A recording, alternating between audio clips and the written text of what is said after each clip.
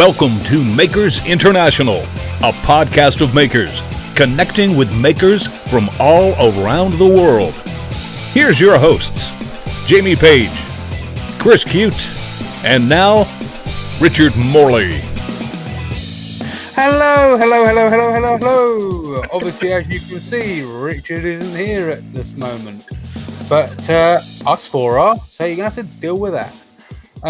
So anyway, as the usual suspect is here, is Mr. Chris Cute. How you doing?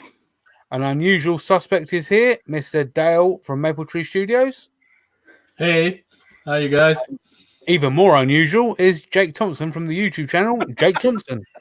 Hello, y'all. And myself, Jamie from JP Woodwork, without no S. What's happening? Yeah.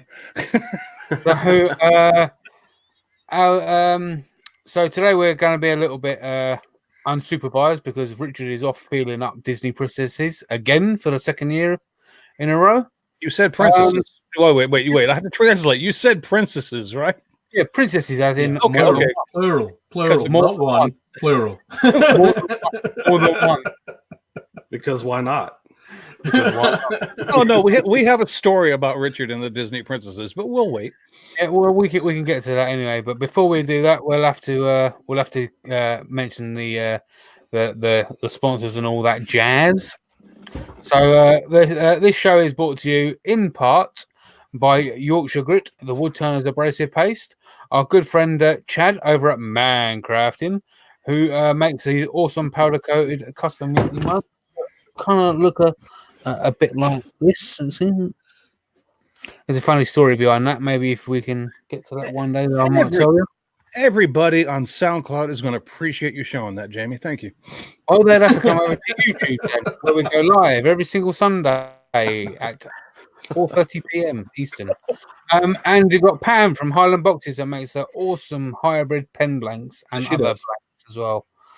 And we've also got Steve Nealon from Harnell Media, who helps me out with the website as and when I need it, which is 9 times out of 10. Translated, he does all the work. Anyway. Yeah, I think all I ever known is how to log on, I think, and even then I forget my password. So like, Steve, can you reset it? Anyway, all links sponsors can be found in the description and or on our website at makersinternationalpodcast.com/sponsors. So, Chris, are there any questions from either the community in general, or is there a cue from Andy Pugh? We have several questions from the inquisitive one this week, and I promised him that I would try to get to as many as possible. But we'll take them one at a time. So we'll start the first one off, and then I guess we can proceed with our chat, whatever our. And honestly, folks, we don't have a clue what we're talking about today. We really don't. So if you guys in the chat want to talk about, I don't care why the wind blows east instead of west. I'm happy to hear it. Anyway, the first question from Andy. Which one should I pick first? I'll do this one. With Halloween next week, have you started thinking about what things you are going to make for Christmas if you make stuff for Christmas? And I'm assuming Andy may be thinking about me because I do that every year. But I'm gonna let you guys field that question first, and then I'll respond. How's that? So you guys go however you would like. Halloween next week. After that's over, have you guys even started thinking about what you're going to make for Christmas? Jake? I watched the videos you did a year or two ago, and they're awesome and they're cool videos, but I decided right then that I'm boycotting it. I'm done. It's too much work. I'm just going to buy presents and be done and make what I want to make in the shop. There you go. I'm with Jake. That makes me sad. No, yours is awesome. Amazon. This podcast is not sponsored by Amazon in any way. Amazon. That makes me sad because the Christmas presents I did were for kids that didn't have Christmas presents, Jake. It wasn't for people, for you or anybody else. It was for needy children, and you just don't care. I do Make-A-Wish every year. So I'm good on the charity. But yours is like, if you do one thing and then it ends up being bombarding and it's not fun. And so I kind of keep mine to a minimum. I can talk to that. This year seems to be the year where loads of people are kind of reaching out and saying, "Oh, can you make me a? Can you make me a? Can you make me a?" It seems to be. I think when I've looked at the last order list for Christmas, it was about 40 long. I think I've got about 37 left to go between now and Christmas. And I still reckon I can see people being disappointed. But yeah, I have way more a red hot go. I have way more fun watching Chris do it. I don't like Jake anymore. you know when you get them people that kind of like they get presents and they're kind of like, oh, thanks, and they don't really want it, and a lot of the times it's normally like socks or something like that. Well, I'm going to buy everyone in my family that's not like a woodworker or anything like that a tub of Yorkshire grit, so that means I get it. Team Yorkshire grit. Okay. You guys are just really missing the spirit of what that question is about. I mean, you guys, I don't mind telling you. If you're doing Amazon, that's fine. And Dale, God bless you if you're making stuff. Because I've had that list that you talked about last year, and I've already told my wife that's not happening this year, honey. We are buying the presents for your friends and relatives this year because that was a bit too much. Because I like you, I got hit with. And this is no joke. It was November 1st, and my wife hit me with a list of 50 things that she wanted me to make by December 25th. I feel your pain. Your pain. And if you stop and do the math, that's 55 days to make 50 things, and they all have to look quality and pass the wife's perusal. Yeah, no, I'm not doing that again. But toys for kids... Andy, if this is the question was directed at me, as soon as I can get out of my shop, that is entirely what my focus is going to be. And I've been thinking about it since I've been sitting on this chair for quite some time. So, yes, I will be making some toys for kids. I don't know whether I'll video them or not because of time. I may not be able to have time to do it, but I will at least try to video one of them if I can't do all of them. Jake? I must say, Richard's in the chat, man. Richard Brainpiece is in the chat. There you go, brother. Representing Richard. Well, that answers the next question from Andy because Andy said, "Will Richard dare to listen to the episodes he misses?" And I don't know that if he will dare to. He may be sorry that he does, because he's fair game because he's not here. So anyway, hi Richard. Hope you're having fun in Florida, molesting Cinderella. He might put him in his watch later. He'll put him in his watch later list, which means he will never listen to him. Yeah. And he doesn't know who any of us are anyway, because he'll just go, frankly, I don't know who you guys are. But I mean, I'm ready to go with this, whatever. He looked right with me and Chris up. I'm working with him for 4 years. He looks down at us all anyway.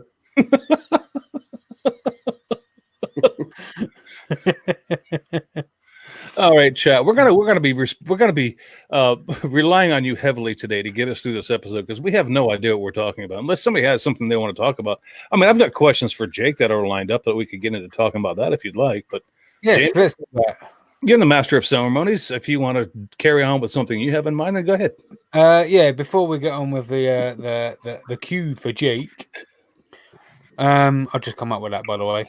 There you go. I just want to quickly remind everybody, before we get to the end of the show, which I'll remind everybody again back then, about the charity Maker Quilt that Kat is teamed up with us to do. That is Kat from Hippie Noodle.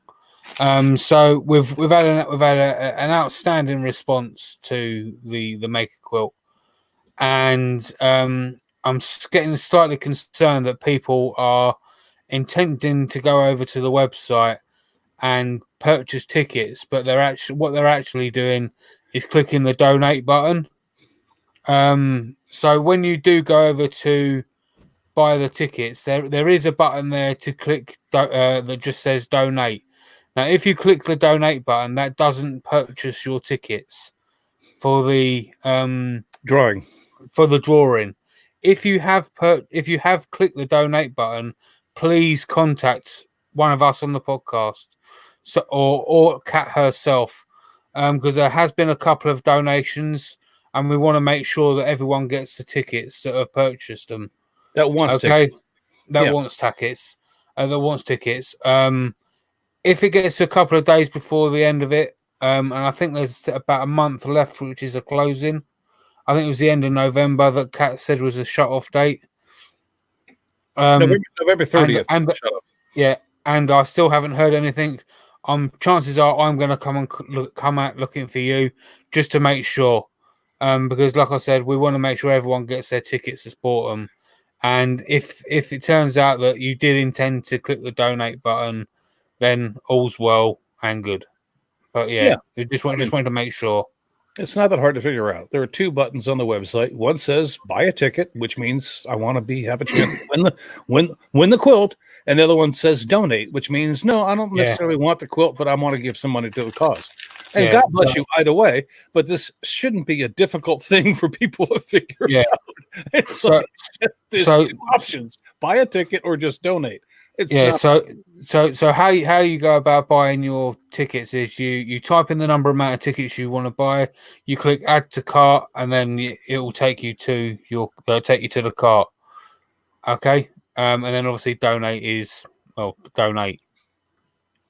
Okay, so there's literally, like I said, 2 ways of doing it. So awesome. So yeah, awesome. All right, let me ask Jake a question. If I could. So, Jake, get your stuff ready. Put your thinking cap on. Because hard interrogation time. Hold on. All right, there you go. My microphone is giving me a hard time. All right. First of all, Jake, congratulations. If you aren't already, you're soon to be at 13,000 subscribers on YouTube. Your channel is growing leaps and bounds. Congratulations, my friend. Thank you very much. You've been working hard at that, so I'm really happy to see that. Anyway. It's a project. It's a project for sure. I got to give a little bit of love to Doug in the chat. He did a collab with me, and I was already doing pretty good, and then it took it up a notch. So good job, Doug. Couldn't happen to a better guy. Seriously, Jake, I mean that. Thank you. But understand, I've been drinking, so tomorrow. I was waiting for the punchline.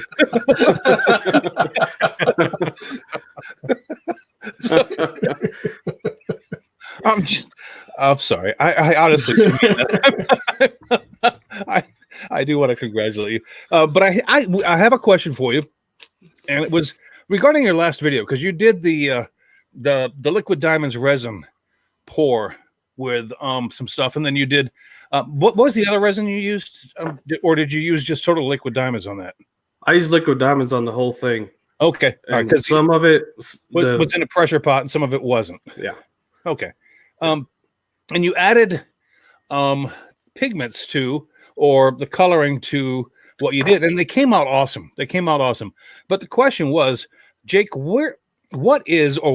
first of all, what am I looking for if I want to get this? And second of all, what is it called?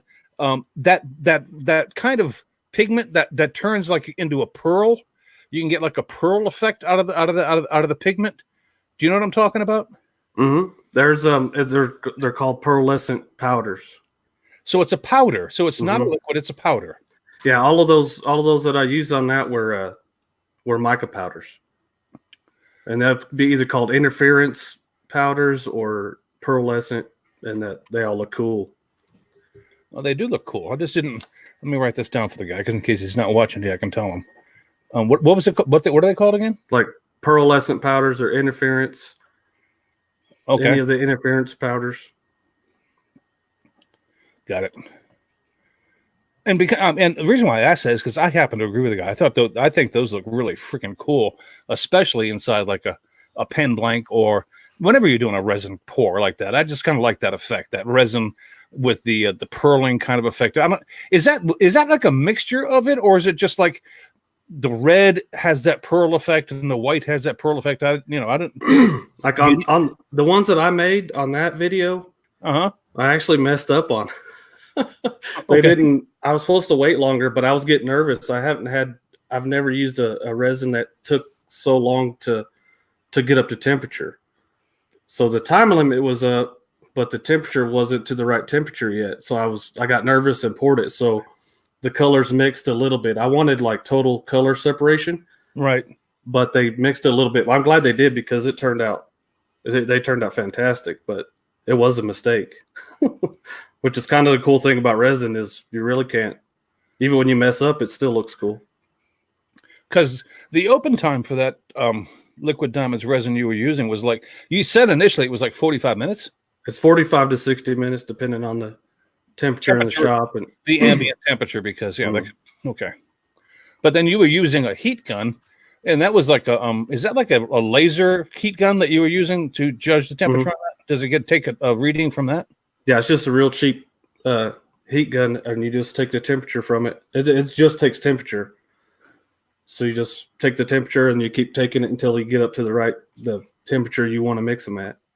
Okay. I'm just trying to help out the folks that are really into resin casting. And I've only done resin casting once. And I used liquid diamonds too, by the way, because I bought it because it says there's no bubbles and things of that nature. And I ended up getting bubbles because, well, I introduced things into the resin that weren't a powder or a liquid. I put wood shavings into it. And then a lot of the air bubbles got trapped under the wood shavings. And so when I turned it, it actually, it wasn't so good. A pressure pot, if in that instance, would have eliminated it, but I didn't have one. So there you go. Well, that was actually a good video of yours as well, though, Chris, because that showed that you can actually get 4 pens out of one pen blank, wasn't it? Yeah. I did a 4 out of 2. Yeah, 4 pens. I did a curly maple and I did an ebony pen, and I just kept thinking about, well, this is just how skint I am. I was thinking about how much does ebony cost, and I'm going, these shavings, I should be able to find a way to use these shavings again, and that's where I thought of the idea of making that. Well, maybe I can do this. And so I went out and got all the stuff I needed, and I turned another ebony pen. And you know what?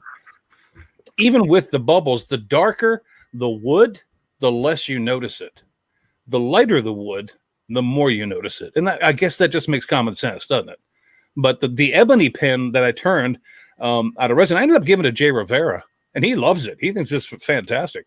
But yeah, I mean, that was a fun little video. But it needed a pressure pot. Jake could have done a better job at that video than I did. But yeah, because he has the equipment, I don't. I think the next video I'm going to do, along those lines, is I'm going to have Alumilite, Total Boat, and Liquid Diamonds on the head-to-head shootout, and see which one works. What are you looking for? What are you looking for when you do that? I mean, are you looking for clarity? Are you looking for bubbles? I mean, what's the line that you're looking to see what one crosses and which one doesn't?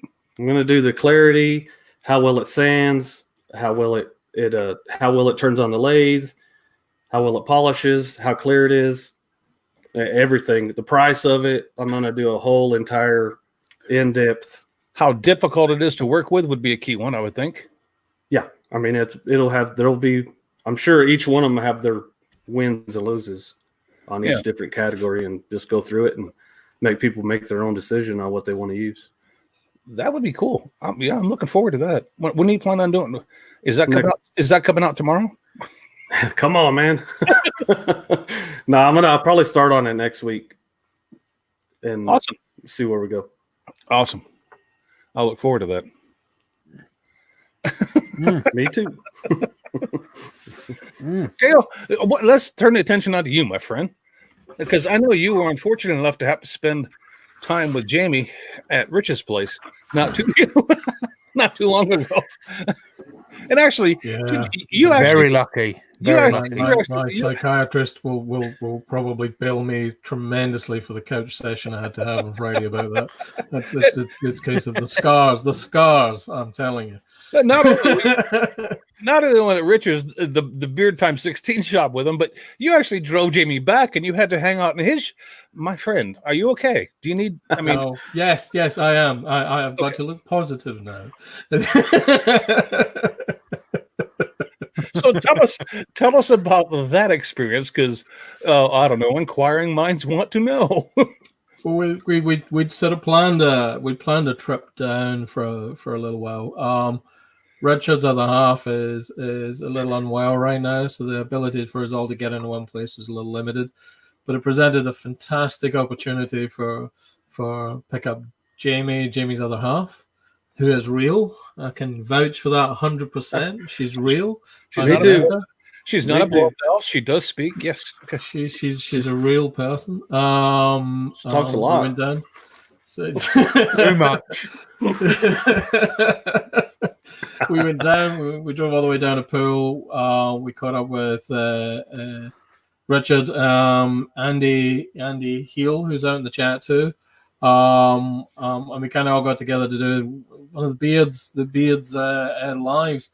We took a trip down to, I think Jamie might want to talk about this, but we took a trip down to GPS Limited, who make some fantastic resin. Yes. Sheets, blanks, just awesome. The Beard 16 did a Beard Invades. Just the other day. First of a new series. Highly recommend to go and check it out. All right, quickly, guys, if you don't mind, tell everybody who doesn't know what a GPS is, what that is. So GPS is the name of a company. So if you think of all the pen blanks that supply Penn State Industries that are acrylic, okay, they come out of this company. GPS. Okay, so that's cool. And they're based over in this country. Understand. All right, well, cool. It's this company. What's the name of the material? They've got a specific name for it. Kernite or something like that. Kernite. Their history is they created this material as an alternative to ivory. So it was a man-made. So it's all good. I have no idea how to pronounce it either. Andy and the Beard are saying I've both given us two completely different spellings, so we're none the wiser. Right. So so they give it. So their company begins from making this alternative to ivory, but they've long ago expanded into pen blanks, acrylic sheets, some fantastic stuff. We paid a visit to those guys, saw the process. It was very, very cool. And then it was pizzas at 7:00, ready for the live. And of course, in the Beard 16's live, we had that moment where Jamie reveals himself to be a ninja. I don't know if you guys caught that. Jamie was there. Richard's turning. I think the ball didn't really like Richard, and it decided it's escaping from the lathe, and like a shifu from like our very own Kung Fu Panda over there. He catches the ball as it's coming across the room.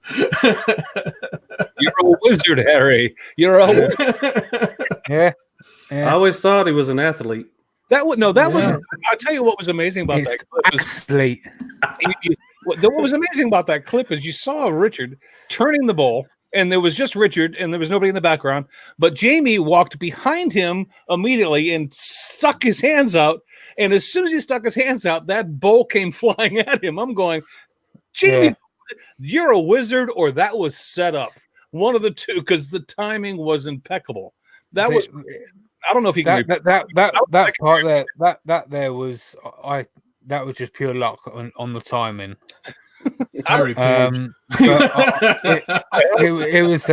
It was inevitable that ball was coming off the lathe, because I don't know if Richard knew it, but or does still know it, that when you tighten a bowl to the chuck, you're supposed to go tighten it all the way around. Well, he only done it one side. So there's the chuck. There's like 3 holes on a chuck, and you need to tighten each hole. Yeah, you need to tighten each hole, because it could end up undoing or loosening a little bit, and he didn't do all of them. I'm telling you, you're a wizard, Harry. And I spotted it when he put it onto the lathe. So I never thought I'd be praising Jamie as much as I am, but that was incredible. That was don't stop. I'm enjoying it. It makes a nice change without Richard being here. Let me change subject. I've only got a couple of weeks before Richard's back. Get your come back and join us. Come back. All right, let's talk about the Richard story. All right, because it's not fair for us to have this inside joke and people not understand why we keep referring to the princesses at Disney. Richard claims, and I wasn't there, so I don't know, but Richard claims while he was there with Kat and the kids, I guess a year ago, that he was standing there looking to take pictures, and he was holding his hand out, and Snow White or whoever it was walked dead into his hand, and he got a handful of her Biscuits. Of biscuits. Yeah. Which means different things in different countries, but I think you get the gist. And then he came back and told us about it. And then we have yet to forgive him for groping one of the Disney characters' breasts. Actually, one of the Frozen people, like Elsa or whatever, Elsa, I don't know what it was, two. He apparently got a handful, and he says he was immediately, oh my God, I'm so sorry, I didn't know. Yeah, but we think Richard's a perv. We think he goes there for that. He's my hero. He's still in the chat.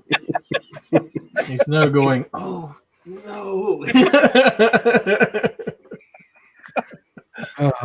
Anyway, it's one of those stories that, and I just want to let people know what we're talking about. So whenever you hear to us talking about Richard molesting a Disney princess, at least you know why. Dead Rise Woodcraft just says, "What a magical place."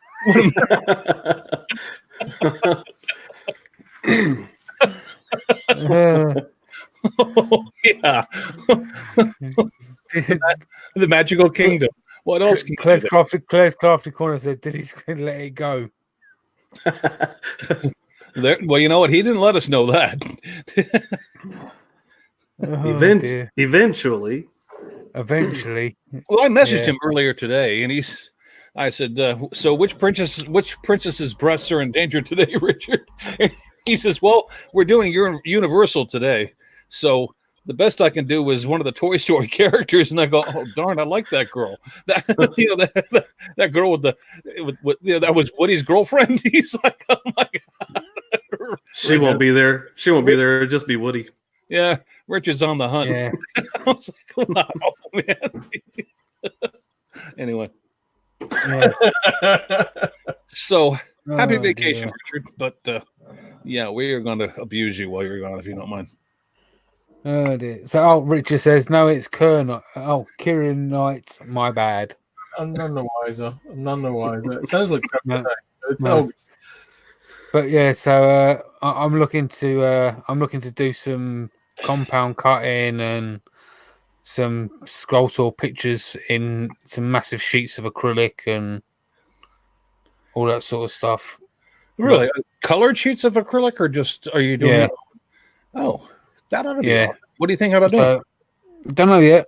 At the moment it's seeming to be impossible because it's just melting back together. That's all right. You'll figure it out. But we'll figure it out. No, I'm talking about the compound cut stuff. That's well, that has to be feed rate and the sharpness of your blade. Only reason why I say that is because obviously the blade's creating heat, and so in order to get through it without creating the heat that will make it melt back together, you've got to move through it pretty quickly. Yeah. So there's Dale and myself, or mainly Dale, I'm going to say. Found a guy that he was using a double skip reverse tooth blade for the scroll saw. So who knows? Maybe that's the way. So he seems to. So you're absolutely right, Chris. But it looks like from a material standpoint, it needs a lubrication, something just to prevent the material rebonding. Oh no! You know what? It's like cutting metal on a bandsaw or drilling metal on a drill press. Would oil help with that, Dale? So the current thinking is that from the point of view of the scroll saw, probably not. But if you're using the adhesive and the tape to wrap it, it's pulling it into the crack, putting it into the cut behind it, and preventing that rebonding. So as long as if you've wrapped it in duct tape, that looks to be the weapon of choice. So just pulling that adhesive in, it just prevents that remelting back together. So you need to put the pattern that you're cutting over the duct tape. Oh, yes, sir. It was not intuitive at first glance, but once you start thinking about it, yeah, that'll work. But you're right about the feed rate, the double skip tooth. So you've got a gap between the teeth, but you've got a rep. As you're cutting through, you're not generating the same heat. You're kind of lubricating behind it using the blade itself and the adhesive. Duct tape cures everything, as Chris, father of Dragon Tail Tumbling, says. It's definitely the there you go. It's the rednecks. That's totally if Chris is saying that, that's kind of a bit of a worrying because he's a paramedic. It is, but you just get out of the back of the van, just tape someone up. That's how it works, isn't it? Yeah. Well, Jake lives in the South, so he understands what I'm saying. I mean, duct tape is the redneck repair job. If your bumper's falling off, I can fix it. Hold on a second. You can fix a 200-mile-an-hour race car. You can fix anything.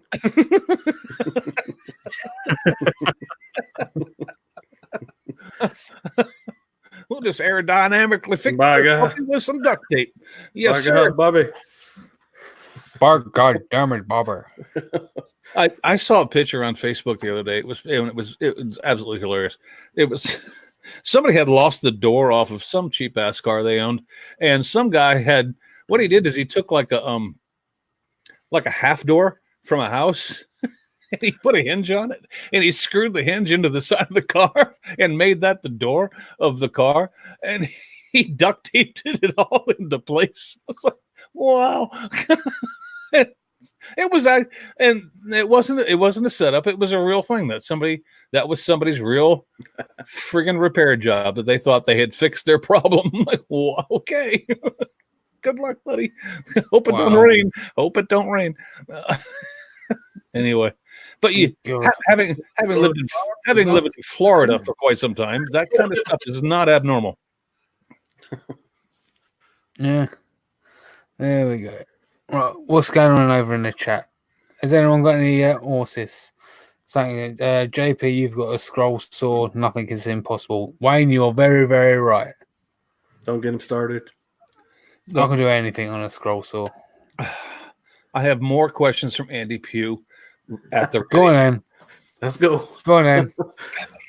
And some of these are actually sensible, and we can't make fun of them. So, I'm sure we can. I'm sure I can find a way. Andy's gone off brief. What is the most recent tool that you have bought?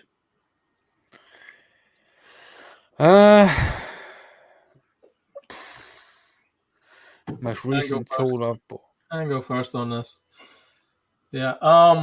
So I've just taken delivery of an Excalibur miter trimmer for doing framings and moldings. So it's like a guillotine for miters. Mm-hmm. Allows you to get a perfect glass-like finish, even on softwoods. So for framing, for doing cornicing, for doing door frames, etc. It's the nuts. I mean, it's really, really good. Really, really good. Awesome. A couple of our folks from the chat have mentioned Pole Barn Production says they just got a vacuum chamber. Good for you. Mark Lindsay says he got a paintbrush. Mark, you're right. That does count because it is a tool. Jake, what's the latest thing you've bought? Sandpaper. I bought some Abranet sandpaper, and it has all the holes in it. When you're doing resin, if you're just using regular sandpaper, you're wasting your time. Yeah, because it just clogs up. That stuff you just sand it, it gets clogged up, tap it, boom, done. You keep using it. So I'm pretty excited about sandpaper. You can tell I'm getting old. I agree. You're turning into Carl Jacobson on us, man. What's going on? Well, I don't want to spend all day sanding, so I get the stuff that helps me do it faster. Oh no, now you're making sense. Yeah. So Carl just loves it. Yeah, Carl just loves to sand stuff. He loves it. Yeah. Well, Emma, I'm thinking about taking a few bowls over to him. Well, Emma, Mum Dragon TT wants to know what's the next tool you want to get. What's on your wish list? If you have, and obviously somebody knows Amazon because wish lists only exist, I think, there. But anyway, Carl, you're a sick man. He says he loves it. He loves it. You're a sick man. Anyway, I mean, we love you and everything, and you have fantastic hair, but you're sick. Anyway. I don't know how Carl can love sanding. Even a sander cut him. Did you know that? You know, sandpaper doesn't like sanding. It falls apart when it uses it. It's like, anyway. So what's the next tool you guys want to get? And that's on your wish list, according to Emma. So that's the next question. I don't know yet. I have a definite answer. I'm probably an upgraded scroll saw eventually. What are you looking at, Jamie? You're looking at like the can't remember the brand name. There was a I don't know. I don't know yet. I don't know if Record Power is gonna bring out a new one, or I didn't know if what's you were going looking to happen. at a high-end scroll saw, or if Yeah, for something that was okay. Because I know what's the models. Because there's the there's one you got an Excalibur, you got a Hegner, you got was the one I'm thinking of. Yeah, because Hegners are not cheap. Seiko is another one. Cole wants a gag from my mouth. On the subject of scroll stores, Cole's cut himself on one of them and all. He sent around a petition for the gag, and everybody signed it. Make that gag out of sandpaper you've used and duct taped, and you'll complete our conversation today. Jake, what do you want to get next? I mean, you've because you converted that your pressure pot, which was actually that was originally something else, wasn't it? That was it was a paint pot from Harbor Freight. A paint pot, and then you converted it into a really nice pressure pot. So what are you looking at getting next? Or what upgrade, I guess what I'm asking, would you like to have? I got a bigger pressure pot after that, and it just has nicer handles. It seals better. It'll hold more in it. But what I'm going to be getting in the very near future, I'm going to build a resin room in the shop. So I'm going to need a nail gun, and I'm going to need a laser level, and like construction tools for that is the next thing I'm going to get, because that's just, you always get the next thing you're going to do, and that's the next thing up in my shop is the resin room. Okay, that's not Dale. You're sitting there like you're thinking about how many days I need to go without my tea in order to answer this question. Yeah. Oh shit. Kind of the next thing I want to get for the shop is a IP video server. That's where I'm at for the next tool I'm gonna get, so I can feed all the cameras into one system and not have so many bloody wires around the place. That's kind of where I'm at next.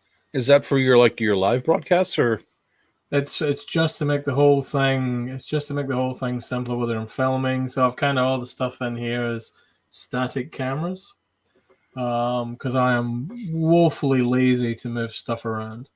So just film everything and edit it together.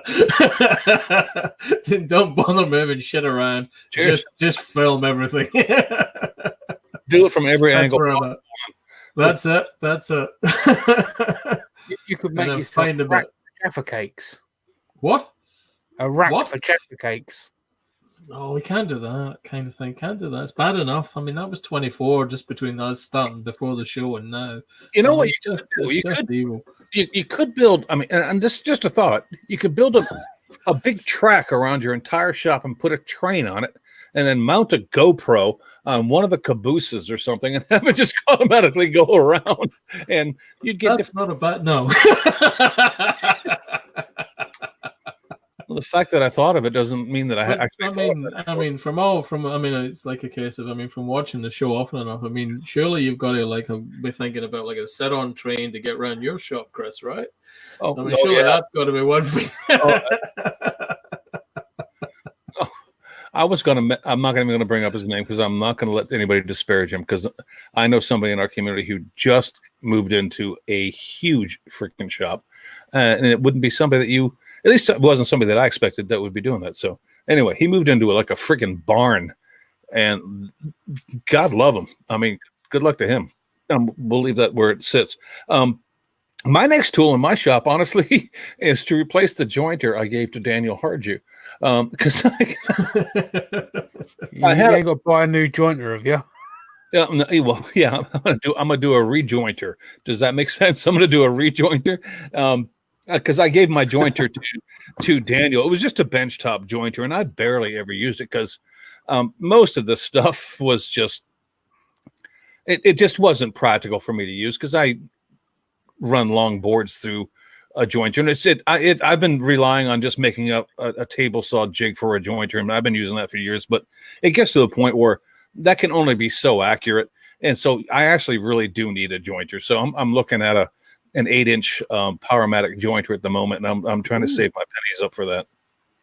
So yeah, that's going to be a large expense because those things aren't cheap. But you know what, the quality, and if you really want good stuff, then buy good stuff. And so I mean, and I have a use for it. It's something I will use every day in my shop. So it makes sense. If I wasn't going to use it every day, I wouldn't spend that kind of money on one. But yeah, and I can't do a 12-inch or a helical head type. I don't have that kind of money, but I could probably save up, and I'm almost there to where I can buy that. So an 8-inch wide jointer is what I'm looking for to put in my shop. So if I get it, yay. If I don't, all right, I'll look for something cheaper.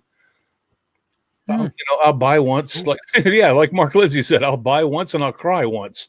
But after I get over crying, I'll have it. So yeah. There you go.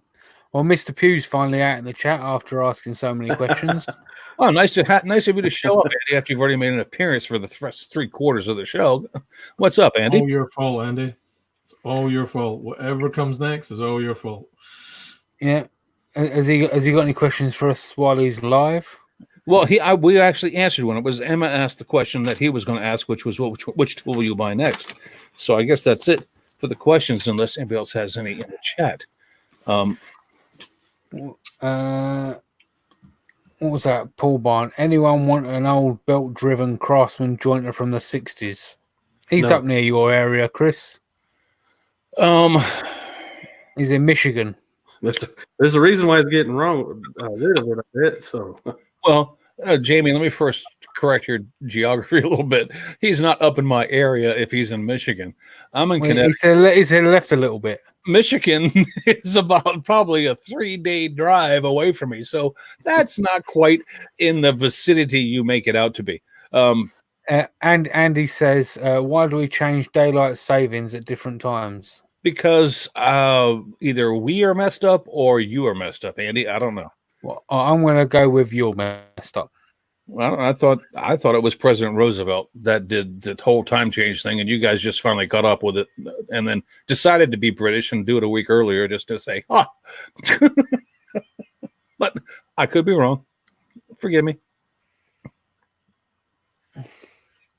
No answer. Crickets. I guess I'm right. Yeah. No, I was reading the. I just think it's dumb point blank. I can't support it either way. I had nothing to add to that. I was reading the chat, and Mr. All Right Amy is out there. He says, "So the clocks went back." Hey, how are you a lot? Is that Joe? That is Joe. How are you, buddy? All right, I'm We've got Miss Tippins out there.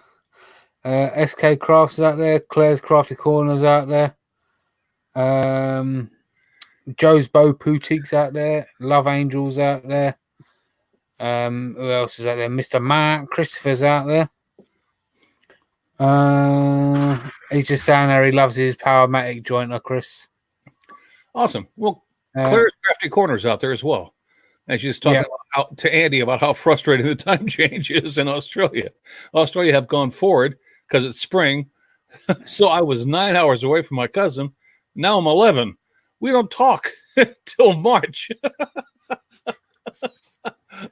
Yeah. I don't get the whole time change things either. I don't understand it. I don't understand the need for it, but whatever. I guess we live with it. Yeah.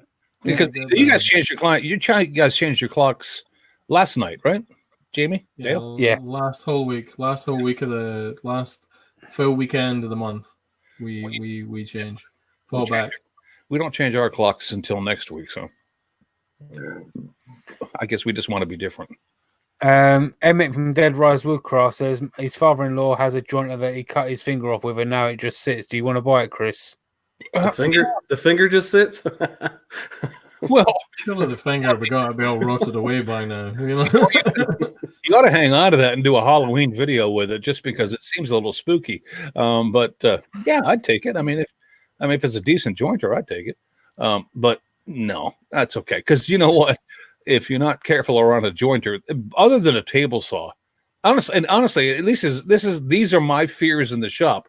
Other than a table saw, the jointer is the tool that can really, really hurt you if you don't know what you're doing. So you treat that thing with a lot of respect, because if you like the tips of your fingers, then you don't mess around with a jointer. Yeah. Power planer was the one for me. The power planer, the hand power planer is the one that brings the life out of me. Oh, you know what? Because if that thing goes awry, yeah.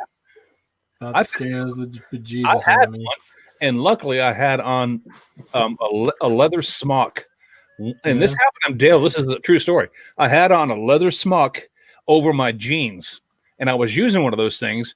And as I got done with the final cut, I released it and let the handle go, but then I let it go down, and it hit that leather smock, and it ate through that leather smock and about 3/4 of the way through my denim jeans before that motor stopped.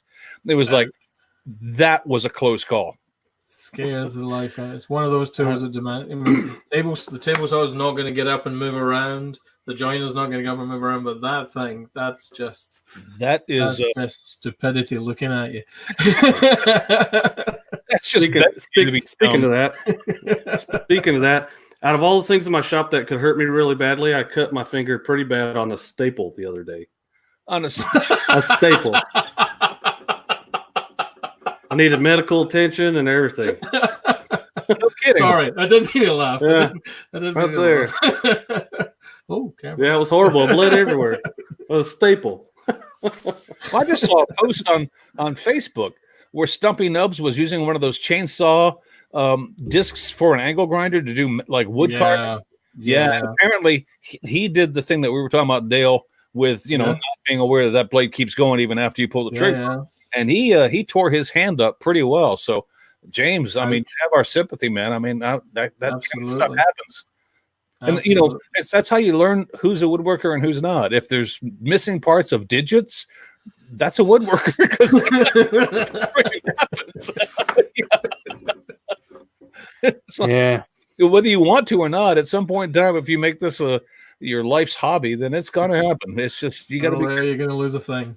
You got to. Because I cut my thumb off on a table saw once, so yeah. Kim Tippy said in her chat that her table saw wants to eat her soul. She says she doesn't even turn it on now. Totally. Just trying to kill you. Sooner or later, it's just, I mean, it said there, just trying to kill you. That's what it's for. It's just a matter of understanding how the tool works. And unfortunately, you have to go through that process of getting to the point where you understand how it can hurt you before you understand how to use it. And that's a dodgy period in your learning process. And some people get caught by it. Other people are luckily, they get by with it. It's like, because I'll be honest with you, and I may curse myself for saying this, I've never count your fingers. I have never experienced all your fingers before you say this. I cut a good portion of this thumb off on a table saw, and I don't know if you can even see that, but yeah, there's a lot of my thumb that's gone. But I've never experienced kickback on a table saw, and it's only because I've always been careful about how I was feeding wood into the blade. And I don't know that. And there are people who would do the same, who are always very careful, and it can still happen. But I've, knock on wood, it has not happened to me yet. And that's just something I don't want to go through, because that would hurt like hell. First, I've only had kickback, not kickback at me, but kickback when you see the piece of wood flying past you, and you go, sleds are a good idea. So here's a question. With all four of us have got lathes in here. Yep. How many times have any one of us four, right, pulled the tool back from whatever we're turning and caught your elbow on in the center and that's stuck in the tail stock? Me. I have. That hurts. I have. I tell you what else I have done. I've been because I was being so skint is that I had a piece of wood in my chuck that I was getting so close to the chuck with my tool because I was trying to make something that was like, maybe a 1/4 of an inch away from where the chuck was grabbing the wood, and I caught a knuckle on that chuck. And Yeah, I've done that. oh boy, does that not tickle?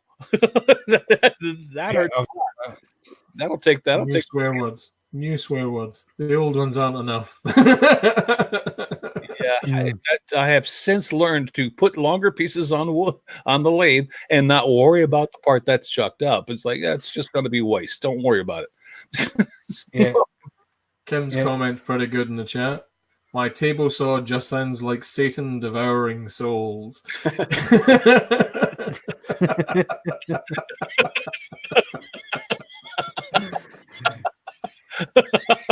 Yeah, we was actually in a hangout. We was actually in a hangout the other day, and she was talking about her table saw. There's another Halloween video, so if we can get the other guys join her and your table saw together, we could have a pretty spooky freaking movie. Yeah, the woodworker's horror. You know? Makers and the tools that hate you. Well, maybe that'll give somebody inspiration. We'll get a video out of that. I hope so, because I love Halloween videos. Unfortunately, I'm not going to be able to make one this year because I want to. Anyway, oh my gosh, Jamie, we got to move on with things a little bit. It's not that we've had. Yeah, I guess we. I guess we better do. So I guess I'll get best with the old Jamie's page. Oh, shut up, Jake. Right, so I'm going to quickly go and reiterate what I said earlier on about the Maker Quilt again. So, like I said earlier on, we're doing a Maker Quilt. We're teamed up with Kat from Hippie Noodle. So what she's basically doing is you pay £1 to buy 1 square, which basically gives you 1 entry into winning the Maker Quilt. And if you buy 2 tickets, that's £2, and that's 2 entries into winning it, winning the Maker Quilt. And if you pay £5, that's 5 squares and 5 entries into winning the Maker Quilt, etc., etc. So when you go over to the website, and then you go to where it says #Maker Quilt, and then at the bottom of the page, there's 2 buttons that you can press. So when you come to buying your actual tickets, you type in the amount of tickets that you want, and then you click Add to Cart. Okay, then what you do after that is it will take you to your cart, either that or it will say to you, Go to Cart, and then it will take you to the cart. And then you purchase your tickets via PayPal. Right, so it's totally secure. You haven't got to worry about that. However, if you want to participate in what we're doing in raising money for the Guide Dogs UK, but you're not too interested in receiving the quilt, there's a donate button there. Okay, so the donate button, that basically is just a single button which will just donate money, put money straight into the PayPal via PayPal to us for the cause. But obviously that's no entries into the Maker Quilt. That's just a straight up donation. Right. Let me interrupt you for a second, Jim, because I want to explain to people that are not in the UK market that the exchange rate is. If you're in America, for instance, and you say, well, I'll donate $1. Well, $1 doesn't equal £1. You have to check out the exchange rate, because $1 is going to be actually $1 and probably 27 cents or something. I think it's about 130, something like that. So you're going to you can't just pull out $1 and say, I'll buy it. This costs £1. And so it's all based on the currency of the pound. Yeah, okay, that's right. I'm sorry. I just want to be clear. Yeah, that's fine. That's fine. So, but however, if you have already clicked that donate button, but you actually intended to buy tickets, please contact one of us on the podcast or Kat, and we'll get it sorted out. So you're still entitled to your raffle tickets and prizes. The last thing we want is you to miss out. Right. So let me just get back to the camera. So at the moment we are standing on £216.21 in the PayPal balance. Awesome. So that's awesome. Obviously, I'm not sure what we can get with that, but I'm assuming it's going to be a hell of a lot because we've basically doubled what we've had from last week. Yeah. So we're doing absolutely great at the moment. So apart from that, let's see what else we've got for Jamie's page. I've got it written down here. So the first bit of other bit of news is Rod Humphries has just hit 100,000 subscribers. All right. So well done to Rob. Congrats. Rod, sorry, not Rob. Matt Huss from Awesome Wood Things has just hit 500,000 views. Awesome. And that's also a segue into my shout out. So Matt Huss from Awesome Wood Things has been doing a lot of scroll sawing lately. So that's going to be that's the reason for my shout out. He's been doing some awesome skull saw work. He's been doing a few lives as of late. So yeah, Matt Huss is a great guy, and he's the reason for my shout out. Well, cheers to him. Awesome. Dale or Jake, do you got anybody you want to give some love to today? Sorry, I was having a flashback from my staple incident.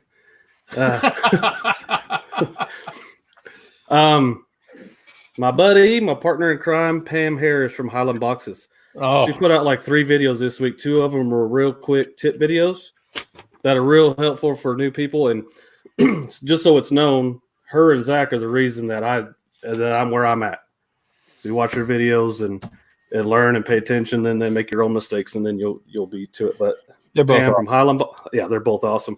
I mean, I can get a hold of them and ask a question, and she actually helped me on my last video too. So, they're real cool people, and she made one of her videos was making a lidded box too, and it was real nice. Had the Jamie Page music and everything on it. It was good. Oh, get out of here! Yeah. And Jake and Pam are a little bit of a troublemakers together at Maker Central. Yeah, she's rowdy. I agree. Yeah, I agree. I guess my shout out goes to a guy called Doug Linker.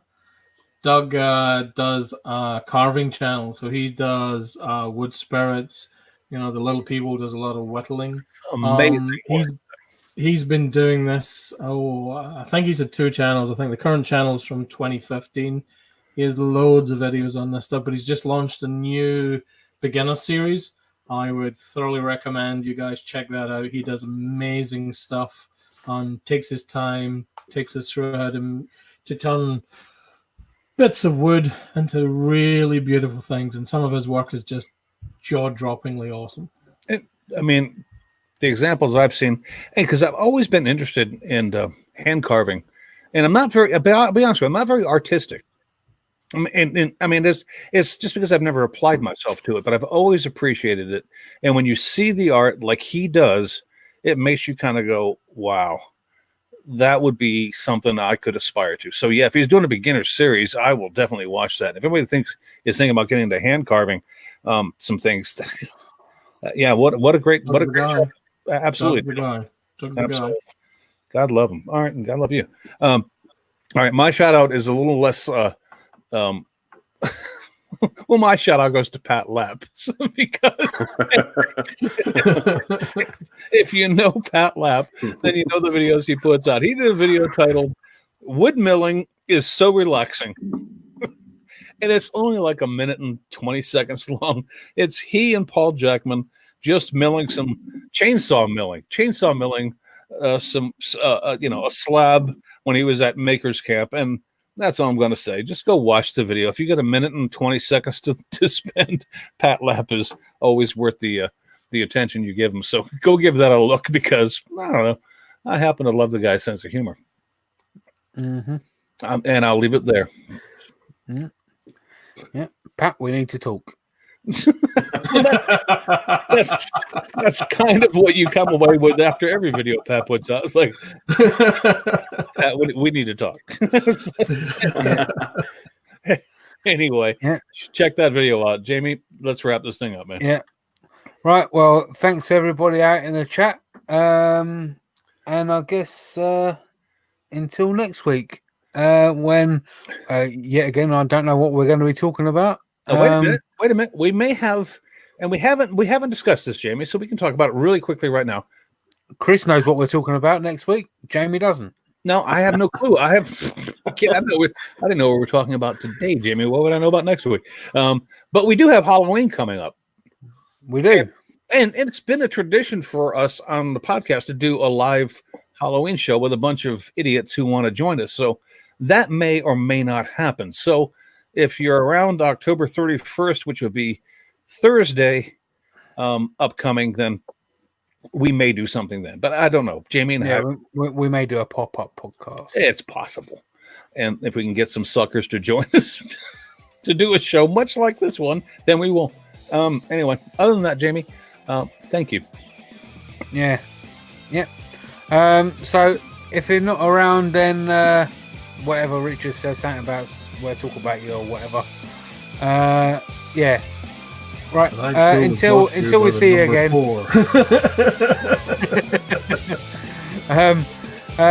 So until we see you again, maybe the pop-up podcast or whenever. We'll see you later. Hello, everybody. Have a great week, everybody. See y'all.